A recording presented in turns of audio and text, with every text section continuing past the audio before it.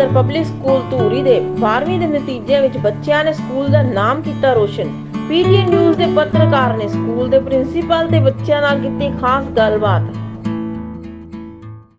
ਅੱਜ PTA news ਦੀ team ਪਹੁੰਚੀ ਹੈ ਧੂਰੀ ਦੇ ਵਿੱਚ ਸ਼੍ਰੀ ਗੁਰੂ ਤੇਗ ਬਹਾਦਰ ਪਬਲਿਕ ਸਕੂਲ ਬਰਡਵਾਲ ਧੂਰੀ ਦੇ ਵਿੱਚ ਪਹੁੰਚੀ ਹੈ ਕਿਉਂਕਿ ਇਸ ਸਕੂਲ ਦਾ ਰਿਜ਼ਲਟ ਆਇਆ 10ਵੀਂ ਤੇ 12ਵੀਂ ਦਾ। ਸਾਡੇ ਨਾਲ ਪ੍ਰਿੰਸੀਪਲ ਸਾਹਿਬ ਮੌਜੂਦ ਨੇ, ਗੱਲਬਾਤ ਕਰਦੇ ਹਾਂ ਕਿ ਰਿਜ਼ਲਟ ਕਿੱਦਾਂ ਆਇਆ ਹੈ, ਕਿੱਦਾਂ ਦੇਖਦੇ ਨੇ ਇਸ ਰਿਜ਼ਲਟ ਨੂੰ, ਸਾਰੀ ਗੱਲਬਾਤ ਕਰਦੇ ਹਾਂ।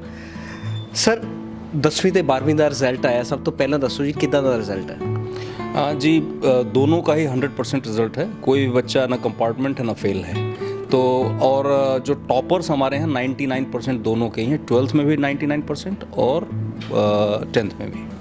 ਕਿੱਦਾਂ ਦੇਖਦੇ ਹੋ ਜਿਵੇਂ 99% ਟੋਪਰਸ ਆ ਗਏ ਸਕੂਲ ਦੇ ਵਿੱਚ, ਬੱਚਿਆਂ ਦੀ ਕਿੰਨੀ ਕੁ ਤੁਸੀਂ ਮਿਹਨਤ ਮੰਨਦੇ ਹੋ? देखिए सबसे बड़ी मेहनत तो मैं बच्चों की मानता हूँ, उसके बाद पेरेंट्स हैं, उन्होंने काफ़ी उनको एनकरेज किया। बट टीचर्स ने हमारे शुरू से लॉकडाउन के बावजूद और ऑनलाइन क्लासेस हो रही थी उसके अलावा बहुत ध्यान दिया बच्चों पर, और उसी का नतीजा है कि इतने अच्छे रिजल्ट्स आए हैं। ਆਫਲਾਈਨ ਤੇ ਆਨਲਾਈਨ ਕਿੰਨਾ ਕੁ ਫਰਕ ਤੁਸੀਂ ਦੇਖਦੇ ਹੋ? ਕਿਉਂਕਿ ਆਨਲਾਈਨ 'ਚ ਕੁਝ ਸਮਝ ਨਹੀਂ ਆਉਂਦਾ ਤੇ ਆਫਲਾਈਨ ਬੱਚਾ ਪੜ੍ਹ ਕੇ ਜ਼ਿਆਦਾ ਖੁਸ਼ ਹੁੰਦਾ। ਜੇ ਆਪਾਂ ਕਰੋਨਾ ਦੀ ਟਾਈਮ ਦੀ ਗੱਲ ਕਰੀਏ ਉਦੋਂ ਬੱਚਿਆਂ ਨੂੰ ਬੜੀ ਦਿੱਕਤਾਂ ਆਈਆਂ। Actually right from the beginning we had the experience of many months.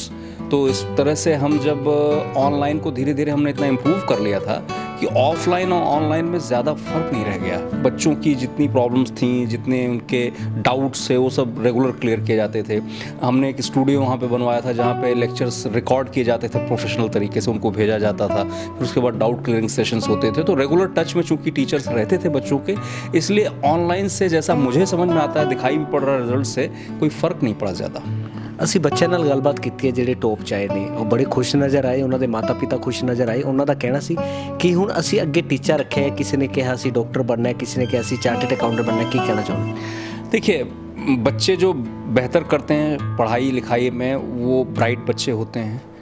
And I believe that everybody should realise their potential. जो उनके अंदर पोटेंशियल है, जो उनकी इच्छा है, वो जिस भी क्षेत्र में जाएं उसमें अच्छा करें, बेहतर करें। चाहे वो चार्टर्ड अकाउंटेंट बने, इंजीनियर बने, डॉक्टर बने, बिजनेसमैन बने, पॉलिटिशियन बने, जो भी बने वो उस क्षेत्र में उन्हें अच्छा करना चाहिए, उसमें वो सर्वश्रेष्ठ और अच्छे बने। देखिए ये तो हमारा एंडेवर रहता है हमेशा कि इस विद्यालय में जो बच्चा आता है वो नंबर 1 उसके ऊपर तवज्जो दी जानी चाहिए, ध्यान दिया जाना चाहिए। और उस संबंध में हम कोई भी कोर कसर नहीं छोड़ते। तो इस बारे में चाहे कोई भी स्टाफ हो, टीचर तो हैं ही, टीचर तो सबसे ज़्यादा उनके साथ में रहते हैं, कोऑर्डिनेटर से लेके इवन हमारे और भी स्टाफ जितने भी हैं उनको भी हम यही कहते हैं कि बच्चों को नंबर 1 पे रखना, उनकी देखभाल करना, उनकी पढ़ाई लिखाई, इनकरेजमेंट, सुख सुविधाएं सारे का ध्यान रखते हैं। तो इसलिए मैं अपने सारे स्टाफ को, अपने सारे विद्यालय को इसका क्रेडिट देता हूँ। ਸਰ ਪਿਛਲੇ ਸਾਲ ਦੇ ਮੁਕਾਬਲੇ ਇਸ ਸਾਲ ਦੇ ਰਿਜ਼ਲਟ ਨੂੰ ਕਿੱਦਾਂ ਦੇਖਦੇ ਹੋ? ਕਿੰਨਾ ਕੁ ਫਰਕ ਦੇਖਦੇ ਹੋ? पिछले साल से इम्प्रूवमेंट हुआ है। इस साल का रिजल्ट करीब 10% इम्प्रूवमेंट ज़्यादा है इस बार, जैसा मैं देख रहा हूँ, और ये बहुत अच्छी बात मुझे लगी क्योंकि पिछले बार तो ये कहिए कि थोड़ा पूरे टाइम करीब करीब लॉकडाउन था, लेकिन इस बार थोड़े समय के लिए हमने ऑफलाइन क्लासेस भी काफ़ी समय तक की, ऑनलाइन ऑफलाइन का मिश्रण रहा। तो इस बार रिजल्ट अच्छा रहा है, बेहतर रहा है। और ਬੱਚਿਆਂ ਨੂੰ ਕੀ ਸੁਨੇਹਾ ਦੇਣਾ ਚਾਹੋਗੇ, कोई संदेश देना चाहोगे?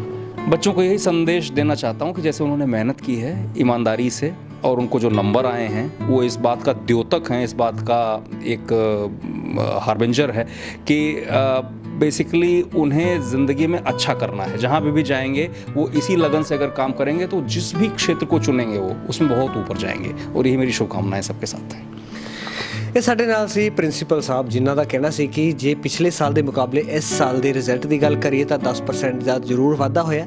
ਨਾਲ ਹੀ ਉਹਨਾਂ ਨੇ ਇੱਕ ਬੱਚੇ ਨੂੰ ਸੰਦੇਸ਼ ਦਿੱਤਾ ਹੈ, ਜੇ ਐਸੀ ਮਿਹਨਤ ਨਾਲ ਤੁਸੀਂ ਅੱਗੇ ਵਧੋਗੇ ਤਾਂ ਆਪਣੀ ਜ਼ਿੰਦਗੀ ਦੇ ਵਿੱਚ ਜ਼ਰੂਰ ਕਾਮਯਾਬ ਹੋਵੋਗੇ। ਸੰਗਰੂਰ ਤੋਂ ਟੋਨੀ ਸ਼ਰਮਾ, ਪੀਟੀਏ ਨਿਊਜ਼।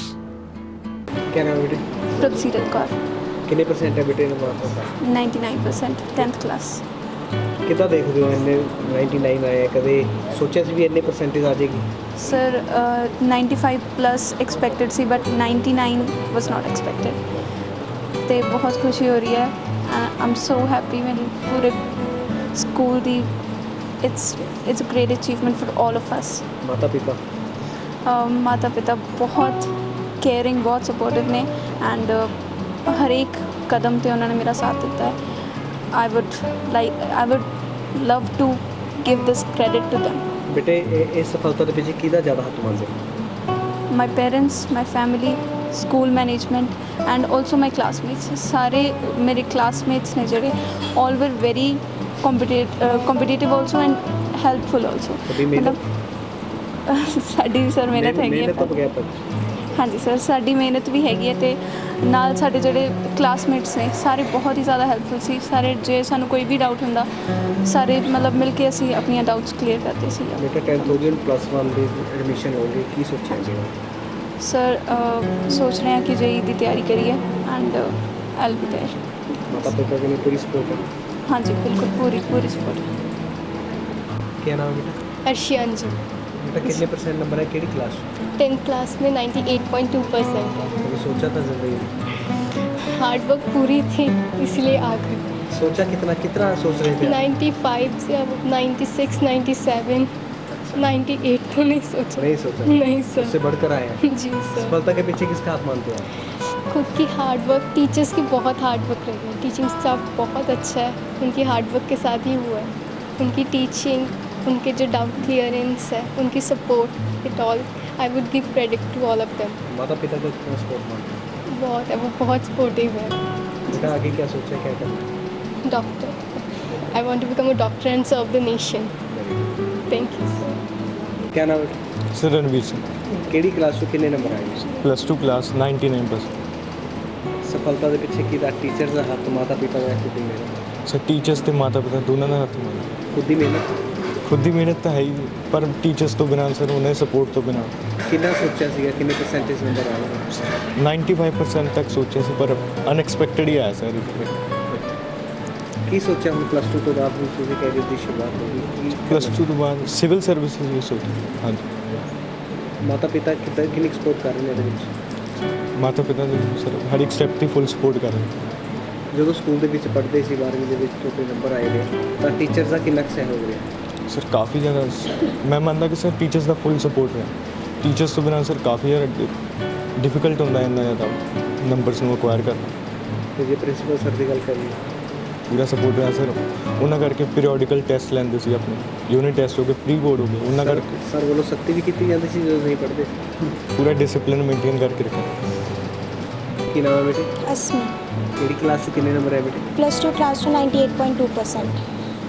ਕੀ ਕਰਨਾ ਚਾਹੁੰਦੇ ਹੋ ਅੱਗੇ ਇੰਜੀਨੀਅਰਿੰਗ ਸਾਈਡ ਸਫਲਤਾ ਦੇ ਪਿੱਛੇ ਕਿਹਦਾ ਹੱਥ ਮੰਨਦੇ ਹੋ ਸਾਡੀ ਹਾਰਡ ਵਰਕ ਟੀਚਰਸ ਦੀ ਮਿਹਨਤ ਪਲੱਸ ਪੈਰੈਂਟਸ ਦੀ ਵਾਈਸ ਪ੍ਰਿੰਸੀਪਲ ਜਿਨ੍ਹਾਂ ਨੇ ਸਾਡੇ ਬਹੁਤ ਸਾਰੇ ਮੌਕ ਟੈਸਟ ਕਰਵਾਏ ਤਾਂ ਕਿ ਅਸੀਂ ਹਰ ਸਿਚੁਏਸ਼ਨ ਲਈ ਤਿਆਰ ਰਹੀਏ ਵੀ ਜਿਹੜੀ ਕਲਾਸਮੇਟ ਸੀ ਨਾਲ ਤੁਹਾਡੇ ਨਾਲ ਪੜ੍ਹਦੇ ਉਹਨਾਂ ਦੀ ਵੀ ਬਹੁਤ ਹੈਲਪ ਸੀ ਉਹਨਾਂ ਨੇ ਇੰਜੋਇਮੈਂਟ ਵੀ ਕਰਵਾਇਆ ਪੜ੍ਹਾਈ ਦੇ ਨਾਲ ਨਾਲ ਜਿਹੜਾ ਕੁਝ ਨਹੀਂ ਆਉਂਦੇ ਸੀ ਇੱਕ ਦੂਜੇ ਨਾਲ ਪੁੱਛ ਲੈਂਦੇ ਸੀ ਹਾਂਜੀ ਤੇ ਮਾਤਾ ਪਿਤਾ ਨੂੰ ਕੀ ਕਹਿਣਾ ਚਾਹੁੰਦੇ ਆਪਣੇ ਮਾਤਾ ਪਿਤਾ ਨੂੰ ਆਈ ਹੋਪ ਮੈਂ ਉਹਨਾਂ ਨੂੰ ਪ੍ਰਾਊਡ ਫੀਲ ਕਰਵਾਇਆ ਉਹਨਾਂ ਤੇ ਥੈਂਕ ਯੂ ਉਹਨਾਂ ਨੇ ਇੰਨਾ ਸਪੋਰਟ ਕੀਤਾ ਕਿ ਅੱਜ ਅਸੀਂ ਇੰਨੇ ਨੰਬਰ ਲੈ ਕੇ ਪਾਸ ਹੋਏ ਤੇ ਜੇ ਟੀਚਰਾਂ ਦੀ ਗੱਲ ਕਰੀਏ ਪ੍ਰਿੰਸੀਪਲ ਸਰ ਦੀ ਗੱਲ ਕਰੀਏ ਕਿੰਨਾ ਇੱਕ ਸਹਿਯੋਗ ਮਿਲਿਆ ਸਕੂਲ ਵਿੱਚ ਕਾਫੀ ਹੈਲਪ ਮਿਲੀ ਕਿਉਂਕਿ ਆਨਲਾਈਨ ਕਲਾਸਿਸ ਸੀ ਤਾਂ ਵੀ ਉਹਨਾਂ ਨੇ ਮਤਲਬ ਡਾਊਟਸ ਹਰ ਟਾਈਮ ਕਲੀਅਰ ਕੀਤੇ ਇਵਨ ਕਲਾਸ ਆਵਰਸ ਦੇ ਬਾਅਦ ਵੀ ਅਸੀਂ ਫ੍ਰੀ ਸੀ ਡਾਊਟਸ ਕਲੀਅਰ ਕਰਨ ਲਈ ਬੇਟੇ ਆਨਲਾਈਨ ਤੇ ਆਫਲਾਈਨ 'ਚ ਕਿੰਨਾ ਕੁ ਫਰਕ ਦੇਖਦੇ ਹੋ ਫਰਕ ਤਾਂ ਹੈ ਬਟ ਸਾਡੇ ਟੀਚਰਸ ਨੇ ਇੰਨੀ ਹਾਰਡ ਵਰਕ ਕੀਤੀ ਕਿ ਸਾਨੂੰ ਦੋਨਾਂ 'ਚ ਕੋਈ ਡਿਫਰੈਂਸ ਮਹਿਸੂਸ ਨਹੀਂ ਹੋਇਆ ਕਹਿਣ ਦਾ ਮਤਲਬ ਜੇ ਆਫਲਾਈਨ ਹੈ ਤਾਂ ਆਨਲਾਈਨ ਸੇਮ ਟੂ ਸੇਮ ਸੀ ਹਾਂਜੀ ਸਾਡੇ ਟੀਚਰ ਨੇ ਫੁੱਲ ਕੋਆਰਡੀਨੇਸ਼ਨ ਕੀਤੀ ਸਾਡੇ ਨਾਲ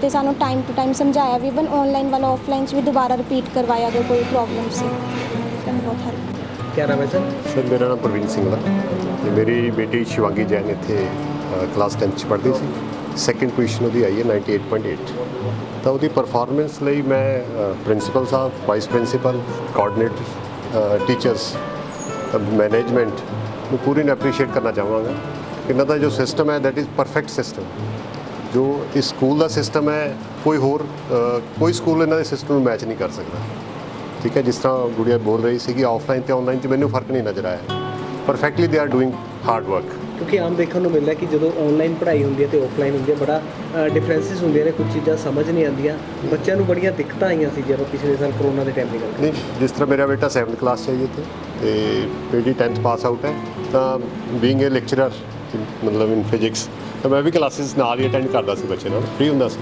ਤੇ ਮੈਨੂੰ ਲੱਗਦਾ ਨਹੀਂ ਸੀ ਵੀ ਆਨਲਾਈਨ ਚੱਲ ਰਿਹਾ ਕੰਮ ਲਾਈਕ ਆਫਲਾਈਨ ਸਾਰਾ ਪਰਫੈਕਟਲੀ ਕਰਾਉਂਦੇ ਟੀਚਰਸ ਤੇ ਮੈਂ ਬਾਰ-ਬਾਰ ਜਿੱਥੇ ਵੀ ਮੈਂ ਮਤਲਬ ਮੈਨੂੰ ਮੌਕਾ ਮਿਲਦਾ ਤਾਂ ਮੈਂ ਐਪਰੀਸ਼ੀਏਟ ਜ਼ਰੂਰ ਕਰਦਾ ਪੂਰੀ ਮੈਨੇਜਮੈਂਟ ਨੂੰ ਪ੍ਰਿੰਸੀਪਲ ਸਾਹਿਬ ਨੂੰ ਵਾਈਸ ਪ੍ਰਿੰਸੀਪਲ ਸਾਹਿਬ ਨੂੰ ਤੇ ਟੀਚਰਸ ਨੂੰ ਬਹੁਤ ਅੱਛਾ ਕੰਮ ਕਰਾਉਂਦੇ ਤਾਂ ਮੈਂ ਇਹ ਵੀ ਦੇਖਦਾ ਵੀ ਜਿੰਨੇ ਵੀ ਅੱਛੇ ਪੋਸਟਾਂ 'ਤੇ ਬੱਚੇ ਜਾਂਦੇ ਆ ਧੂਰੀ ਦੇ ਉਹਨਾਂ ਦੀ ਬੈਕਗਰਾਉਂਡ GTV ਸਕੂਲ ਦੀ ਬਹੁਤ ਜ਼ਰੂਰ ਹੁੰਦੀ ਹੈ। ਹੁਣੀ ਪਿੱਛੇ ਜੇ ਲੜਕਾ IAS ਦੇ ਵਿੱਚ ਕਲੀਅਰ ਹੋਇਆ, ਆਈ ਥਿੰਕ ਉਹਦਾ ਨਾਂ ਤਾਂ ਮੈਨੂੰ ਯਾਦ ਨਹੀਂ ਹੈ, ਰਜਤ ਬਿਟਨ, ਕਹਿੰਦਾ ਬੈਕਗਰਾਉਂਡ ਇੱਥੇ ਹੈ। ਤਾਂ one of the best school ਹੈ ਡਿਸਟ੍ਰਿਕਟ ਦੇ ਵਿੱਚ, ਮੈਂ ਕਹਿ ਸਕਦਾ। ਠੀਕ ਹੈ, ਬਹੁਤ ਅੱਛਾ ਸਕੂਲ ਹੈ।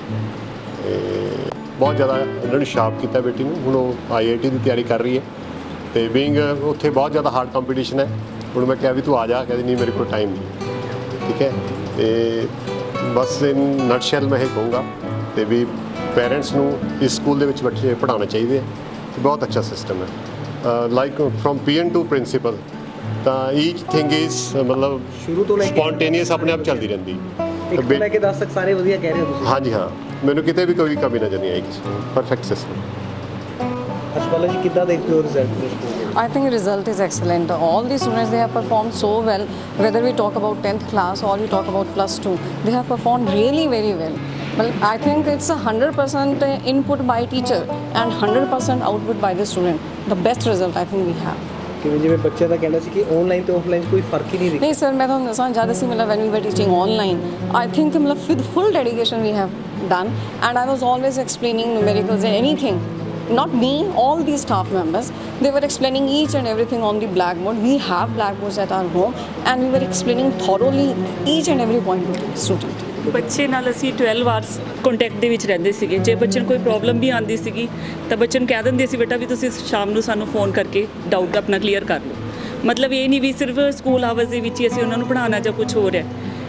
ਸ਼ਾਮ ਨੂੰ ਈਵਨਿੰਗ ਦੇ ਵਿੱਚ ਵੀ ਉਹਨਾਂ ਨੂੰ ਅਸੀਂ ਆਪਣਾ ਨੰਬਰ ਦੇ ਰੱਖਿਆ ਹੁੰਦਾ ਸੀਗਾ ਵੀ ਬੇਟਾ ਵੀ ਜੋ ਕੋਈ ਪ੍ਰੋਬਲਮ ਹੈ ਤੁਸੀਂ ਸਾਨੂੰ ਲਾਈਵ ਹੋ ਕੇ ਅਸੀਂ ਤੁਹਾਨੂੰ ਸੋਲਵ ਕਰਕੇ ਦਿਖਾਵਾਂਗੇ, ਕਦੋਂ ਮਰਜ਼ੀ ਤੁਸੀਂ ਆਪਣਾ ਡਾਊਟ ਕਲੀਅਰ ਕਰੋ। ਕਿ ਪੇਰੈਂਟਸ ਵੀ ਬੜੀ ਤਾਰੀਫ ਕਰਕੇ ਗਏ ਨੇ। ਮਤਲਬ ਸਾਡਾ ਸਿਸਟਮ ਆਨਲਾਈਨ ਤੇ ਆਫਲਾਈਨ ਸੇਮ ਹੀ ਚੱਲ ਰਿਹਾ ਹੈ।